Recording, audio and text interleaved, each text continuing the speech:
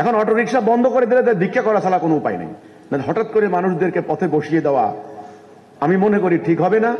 অনেকে ঋণ নিয়ে অটোরিকশা কিনেছেন, ঋণের জ্বালায় মানুষ ঘুমাতে পারেন না, অনেকে আত্মহত্যা পর্যন্ত করছেন। যারা অটোরিকশা চালাচ্ছেন ব্যাটারি চালিত, এদের মধ্যে অনেক উচ্চশিক্ষিত লোক আছে। আপনারা বিশ্বাস করেন না কথাটা? অনেক ডিগ্রি পাস, এমএ পাস, বিশ্ববিদ্যালয়ের গ্রাজুয়েশন করা ছেলেও আছে, কিন্তু এই অটোরিকশা চালায়। বিকল্প কর্মসংস্থানের ব্যবস্থা না করে এই ধরনের হুট করে কোনো সিদ্ধান্ত ভালো ফলাফল বয়ে আনবে না। পেটে যখন ভাত নাই, বুকে সে গুলি নিয়ে এসে মরে যেতে চায়। তো একটা সমস্যা হাজার সমস্যার জন্ম দেয়, এটাকে বলা হয় চেইন রিয়াকশন। কাজেই সেটা যেন না হতে পারে, আমরা বলবো বিকল্প ব্যবস্থা করেই তখন এই অটো রিকশার ব্যাপারে পদক্ষেপ নেওয়া উচিত। রিকশা চলাচল বন্ধ ঘোষণার পর রিকশা চালকরা আন্দোলনে নেমেছেন। এইভাবে হঠাৎ করে ব্যাটারি চালিত রিকশা বন্ধের ঘোষণা কি যৌক্তিক হয়েছে? আপনার মতামত জানতে চাই। দেখুন, চেইন রিয়াকশন বলে একটা কথা আছে। একটা সংকট আরেকটা সংকটকে সৃষ্টি করে। ব্যাটারি চালিত রিকশার ক্ষতিকর দিকগুলি বিশেষজ্ঞরা অনেক দিন থেকে বলে আসছেন। গতি, স্লো গতি, তাছাড়া আপনার হলো বিদ্যুতের ব্যবহার, খরচ, আমাদের এখানে বিদ্যুৎ ক্রাইসিস ব্যাপক, আরো অনেক সমস্যা, পরিবেশ দূষণ, এগুলো অনেক কথা বলেন ওনারা। এই জন্য সরকারের নীতি নির্ধারক মহল এর আগেও রিকশাকে ঢাকা শহরে বন্ধ করার প্রক্রিয়া নিয়েছেন এবং বর্তমানে ব্যাটারি চালিত রিকশাগুলিকে বন্ধ করার জন্য উদ্যোগ নিচ্ছেন। কিন্তু একটা কথা বাস্তবতায় আসতে হবে, বাংলাদেশে এখন লক্ষ লক্ষ মানুষ বেকার, কাজ নেই, কর্ম নেই। আমাদের এলাকাও আমরা দেখেছি 7 লাখ 8 লাখ টাকা খরচ করে বিদেশে যাচ্ছেন, আমেরিকা তো আরো বেশি।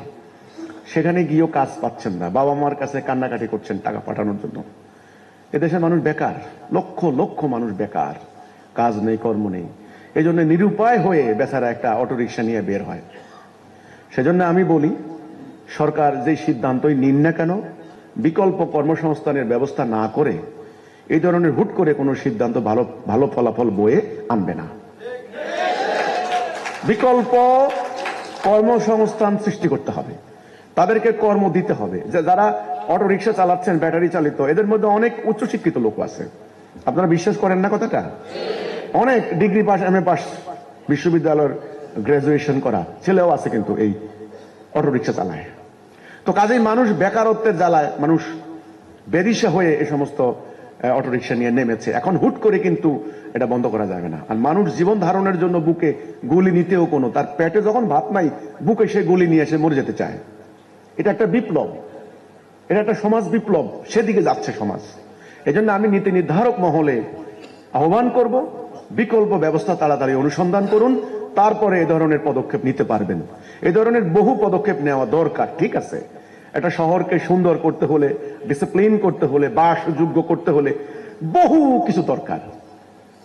নদী ভাঙন বাংলাদেশের একটা অভিশাপ। নদী ভাঙন, এটা নিত্য নদী ভাঙে, কিন্তু নদী ভাঙার পর এই মানুষগুলাকে বিকল্প কোনো ব্যবস্থা সৃষ্টি করতে না পারার কারণে এরা শহরে এসে বস্তির জন্ম দিচ্ছে।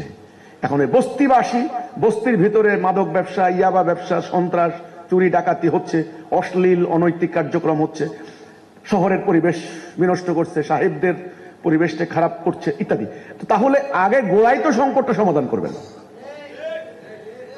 তো একটা সমস্যা হাজার সমস্যার জন্ম দেয়, এটাকে বলা হয় চেইন রিয়াকশন।